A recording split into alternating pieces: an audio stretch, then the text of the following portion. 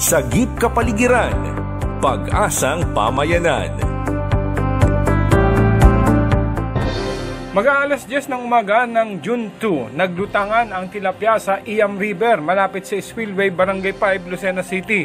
Buhay pa ang mga ito na hindi pangkaraniwang nangyayari, kung kaya naman kanya-kanyang diskarte ang mga residente na malapit sa ilog upang makapanghuli.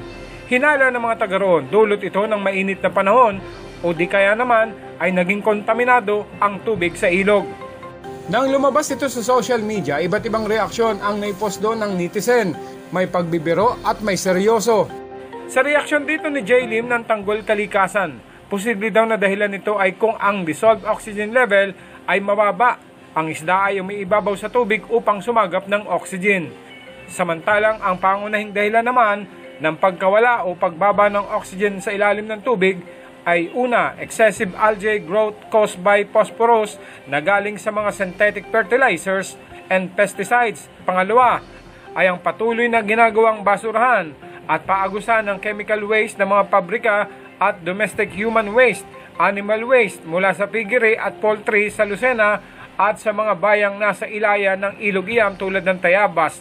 At pangatlo ay ang pagsasawalang bahala ng kinaukulan sa pagpapatupad ng mga batas tulad ng RA 9275 o Clean Water Act, RA 9003 o Solid Waste Management Act at iba pang batas pangkalikasan. Ang barangay chairman naman ng Barangay 5 ay wala ring masabi kung ano ang dahilan nito. Ngunit sa mga nakalipas na may nangyaring paglutang ng mga isda doon ay puro patay na. At ito ang hinalay sanhi ng paglason o kaya na may basura.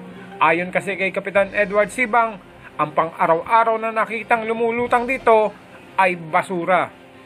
Ako si Randy Remontigue at ito ang Sagip Kapaligiran.